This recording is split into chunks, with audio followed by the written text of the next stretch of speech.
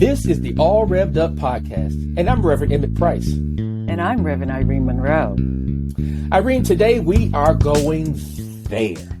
We are going to a place that not too many are bold or courageous enough to go. And when we get there, I wonder if you're going to let me get a word in today. I'm going to do my best, but this much I will say here, should you not. I thank you for being on this journey with me, because you're the only minister in this New England area that is speaking out about it if they are outraged by it. Before we head into this episode on Dave Chappelle, the closer, is it comedy or hate speech?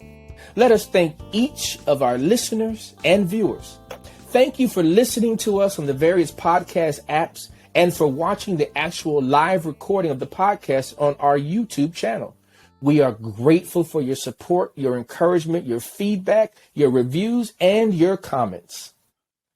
And a tsunami of thanks for continuing with us. And I want to give a shout out to our creative genius, Emmett, really our better halves, our producers, Cavante Smalls and Kyla Wright.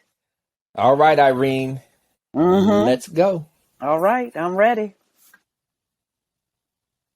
Intent versus impact at all times. Your intention may not have been to be harmful. Your intention may not have been to cause a ruckus. Your intention may have been to very well have an open dialogue. Your impact was that you affected people and you continue to affirm a rhetoric that continues to have trans women, and especially those of color, killed. On October 5th, 2021, Netflix released the 72-minute, much-anticipated Dave Chappelle special, The Closer, directed by Stan Lathan. Filmed at the Fillmore in Detroit, the special pokes at vaccines, the cancellation of DaBaby, and then moves into #MeToo, feminism, and trans-exclusionary radical feminism. And that's where things went south quickly. Questions like, did Chappelle go too far, are being asked far and wide, just as folks are taking issue with Netflix due to their mixed messaging around whether they do or do not affirm and support their LGBTQ staff and the broader LGBTQ community.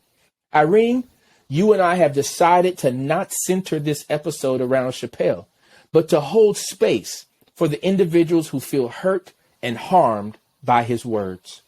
Oh, yeah, absolutely. And I'm part of the LGBTQ community. So clearly, I'm affected by his homophobia and his trans misogynistic statements here.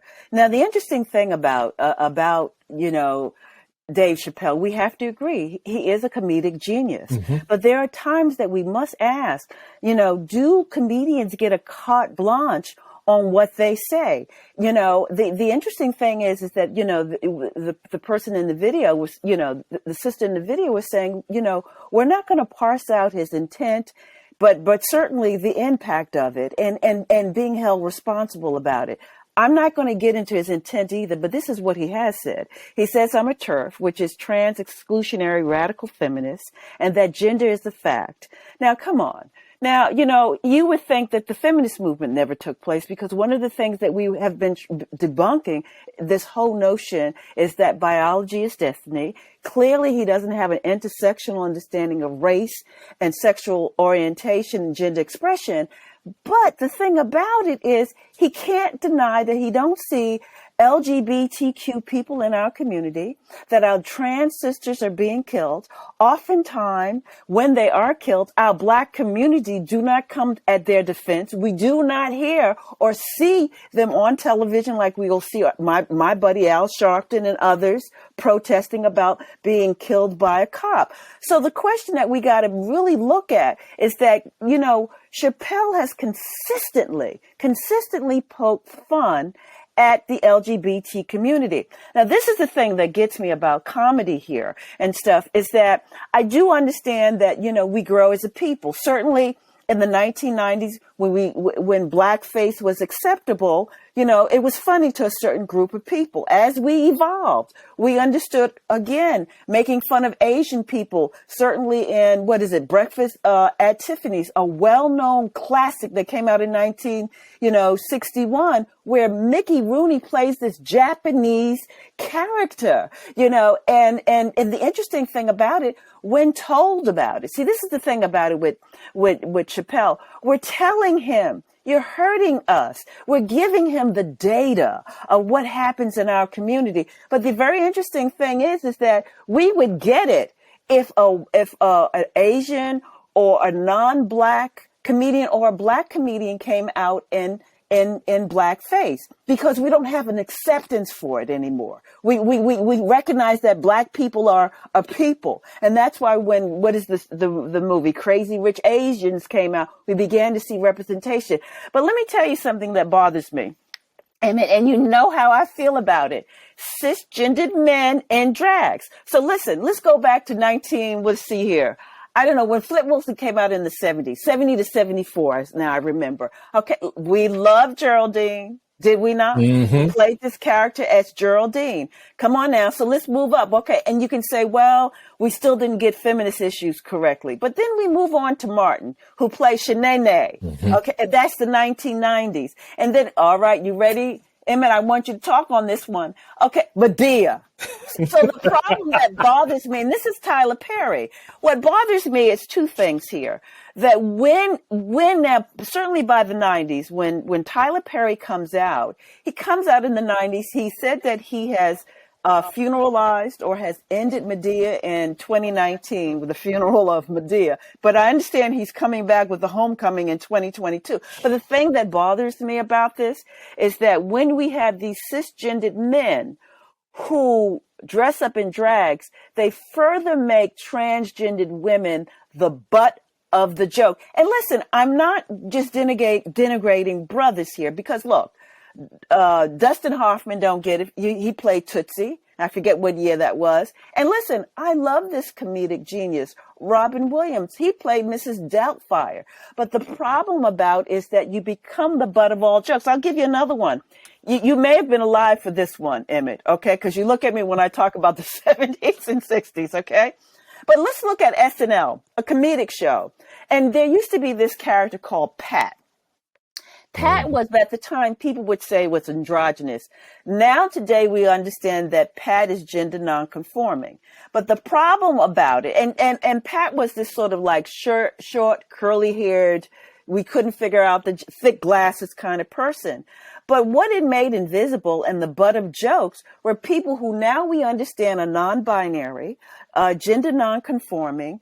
And the interesting thing, again, and it was played by Julia Sweeney, no apologies about that. I understand as a society, we evolve around these issues that we thought was funny, but isn't funny anymore. Help me. Come on, Emmett.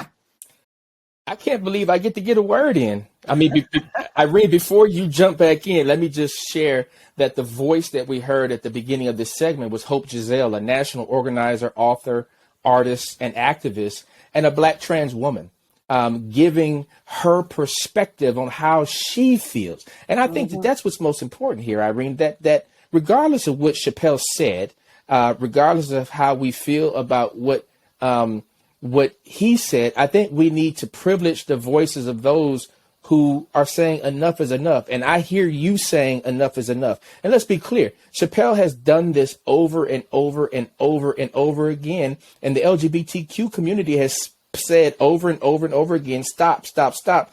And for me, that's why Chappelle is a provocateur. He's an antagonist in many ways. And I think he knew that this fallout would occur, which is why this is the closer. He's saying this is going to be his last show for a long time. But I want to deal with the pain. Yeah, thank you. I want to deal with the pain. Anytime any human being says that you have your foot on my neck, or that I can't breathe, or that, you're making it difficult for me to survive, I think we all need to listen. And I think that that level of empathy, that level of compassion, and really that level of honest engagement, we're missing that right now. No matter how funny he is or is not, the moment that this community, your community, says enough is enough, I think all of us need to jump in and say, you know what? Enough is enough. Well, this is why I appreciate you being an ally and also speaking up about it. Because, see, I thought that as much as we all love Dave Chappelle, we don't want him to go away. There has been ample opportunity to teach him about LGBTQ plus I issues, but particularly the impact that Black trans face, particularly around, violence and death here. So the thing that bothers me here is while we never want to get into that murky place of truncating freedom of speech, and we don't want to get into that crazy place that we're censoring someone. The issue is this is where we get, when you talk about getting that knee off one's neck, it's the whole thing about then systemically we got to bring a change. Well, the institution that can bring a change is Netflix. Netflix at first supported Dave Chappelle, largely because it was more about profit than about hurting people or what a particular demographic group felt about it. Now that people are saying, well, we're going to unsubscribe to Netflix, me being one of them, and love Netflix and just watched a whole bevy of, I would say, binged on, the chair, But my point is that since money speaks to the moral fiber of this country, money speaks as opposed to individual, that we might see a change here, because he knew that. People know that we're fighting for transgender rights to use the bathroom, to go in public places, to drink water. I mean, to serve our country, the same kind of isms that Black people face, so it really troubles me that we reinscribe the hatred, that we as an oppressed people, as Black people, have certainly faced, and then it's compounded by being a Black, female, transgendered woman. It's important to say that 14 days after the special launched, the whole Netflix thing really blew up because the CEO of Netflix, Ted Sarandos, just kept putting his foot in his mouth. He put his left foot in his mouth on the first day. And then he put his right foot in his mouth the next day. Then he put his left knee in his mouth. Then he put his right knee in his mouth.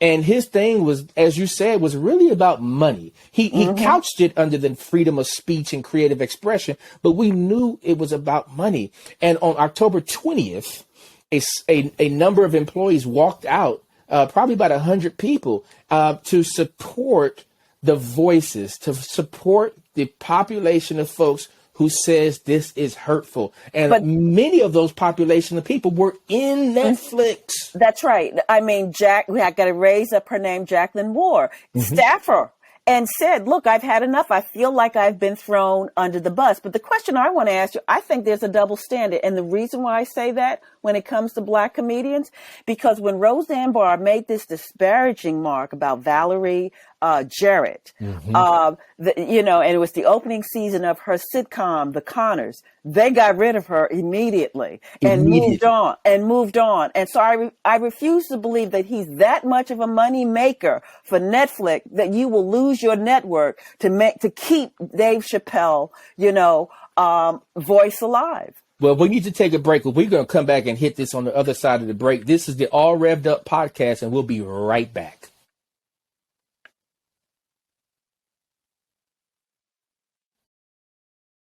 My community, LGBTQ plus IA, and I'm saying it correctly because I am still a comedian first, but I'm going to be respectful tonight to everyone involved because I have three dogs in this fight. The love of me as a comedian will always be in me, but I can hide that. The transgender person that I identify as will always be in me, but I can hide that. But the Black person in me, I can never hide.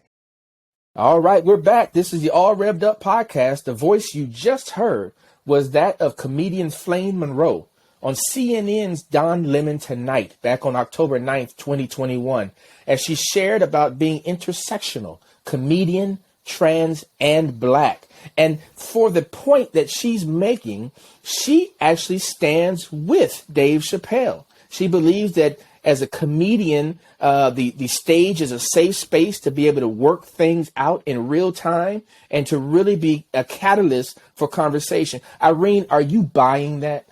No, I'm not. But first, before I, elaborate, let me just say a few things. Like, one is a disclaimer here. Flame Monroe, although we share the same surname, we're not related, but she is family because she's part of the LGBTQIA plus community. So I'm delighted to make that claim here. But let me parse out what Flame is saying that in some ways is correct and isn't here. There are certain parts when you live at the intersections you certainly can and cannot hide here.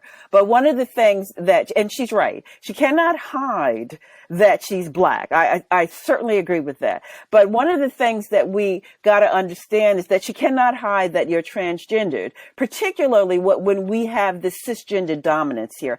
And I want to say a little bit about the cisgender dominance, because it's not just for the LGBTQIA community, but it also happens to what we call the straight community. There is a prototype that if you don't look this particular way, they begin to question your sexuality and gender expression here. And that becomes an absolute problem here. The other thing that she sets up is a hierarchy of oppression. Am I more oppressed? It's very interesting because of the problem of racism that is pervasive within the white dominant LGBTQ community that has shaped the discourse, that has shaped also the image of who is in this community, which is why Dave Chappelle even makes in the closer this whole notion where he says it looks like the gay community, they've come a long way in the movement, ignoring people like myself and others who have also contributed. Because of the dominant white control of when they want people of color, it's always to pimp our image for a photo op moment. So I understand the problem here. But when we say cisgendered, right away, Flame might have problems with not looking cisgendered. And part of that is how you look, but also with the tonality of your voice. All of that fits into that, that horrible, box called cisgender dominant. So she's right to say her identity is cisgendered, but it's creating this hierarchy that I'm more oppressed this way than that way. And a very interesting thing is I remember in the feminist movement, they would ask women of color particularly, are you more oppressed being Black or are you more oppressed being a woman? And it's like, okay, that's the problem. We're not one-dimensional people. I always remember, Emmett, you're always saying, we're not a monolith. We're not one-dimensional. And you can't carry one part of you through society and leave the rest of you behind. That's what the church asked you to do. It's like it asked you to just bring your voice in here, Black folks, but leave that queerness, okay, behind. So I understand where she's trying to go, but it's not totally accurate. I mean, what do you think, Emmett? Come on, speak to me. I appreciate the fact that Flame Monroe was able to address her intersectional spaces. What I'm wrestling with is this, that there are fragments of the LGBTQIA plus community who feel a certain way. There are fragments of the same community who feel a different way. There are fragments of the cisgendered heterosexual community that feel one way. There are fragments of the, cisgender hetero, community that feels a different way. And yet it seems like everyone's trying to speak for everyone else. My thing is this: if one person says that they're hurt by it, we need to check that out. Like, when do we get to the place? And I know people are fragile, and I know people are sensitive, and some people are oversensitive and whatnot. And I understand that comedians have historically always focused on the gray matter. They focused on that. Those boundaries. They pushed those boundaries. Yeah, absolutely. I agree with you. But when we're talking about death, when we're talking about people being murdered by other people because of agency and embodied experience, when we can't use a bathroom, use a public bathroom. Work with me. When we talk about death from suicide, when we talk about death from the various ways that the trans, particularly the Black trans community, particularly Black trans women feel, then I have to at some point say, okay, this one or two laughs that I would have gotten, I'm not sure it's worth it. Thank you. And that's where Thank I you. am. I'm not sure that it's worth it. I'm not sure that it's worth it for us to find that humorous. I actually, in this point in my life, I find it immature. I find it kind of something that, kind of used to be funny back in the day until you knew better and until you had individuals who you love who were in those bodies that at one point were just, objectified. Now they're real to you and you have intimate and proximate relationships with these folks. So to me, we need to care about people. That's kind of where I get to. Yeah. Well, I appreciate that. That's why I said of ministers that, that know of Dave Chappelle, that love Dave Chappelle, and I'm talking about the Black ones. Okay. Not nary one has spoken up. Not nary one has ever been outraged by a Black trans death, let alone an LGBTQ, community for that matter. So I just appreciate that, you're giving voice to something that we feel, because see, when it comes to race, again, this hierarchy, we get it on race. Oh, we get it so much on race, but we don't get it on gender and sexual orientation and gender expression. And when you say we hurt, it just doesn't hurt this particular demographic. It hurts the entire community here. Right. Because you're hurting somebody's child. Yeah. You really are. Yeah. Yeah. And it makes it hard, should your child be that, and for the parent to say my child is transgender. And one of the things is that a lot, when we talk about homelessness within our community, that is the largest group that is homeless. And the thing about it is that these are things that you don't understand. Trans men, are raped a lot. Trans women are raped a lot. The trans men, a lot of times, can't go get abortions, because the whole idea is that this is retribution for not living up to your true biology. Well, you have me in a place, Irene, where all I can do is kind of sit with this and pray. Beyond prayer, I just really need to sit with this. I'm so glad that we've had this conversation today, because I think it's extremely important to parse out the complexity and the nuances of this, but also to parse out the humanity and to look for those places where we can be empathetic and compassionate with our fellow human beings. Thank you. On that note, Irene, I know you have a final word for us. I do. Once again, really want to thank you for your words, because one of the things that you understand is that words hurt and words matter, and that hate speech is not passive. One of the signs of an intolerant society is its hate speech, whether used jokingly or intentionally. It is aimed at a specific group of people, and there's no sure sign of a society's lack of tolerance for diversity than when this form of verbal abuse becomes part of our everyday speech and name-calling becomes a form of comedy. And we really can't say it's only words, because language represents culture. It perpetuates ideas and assumptions about race, gender, religion, sexual orientation, gender, socioeconomic classes that we consciously and unconsciously transmit across generations and in our everyday conversation about ourselves and the rest of the world. Hate speech enforces oppressive social relationships among us.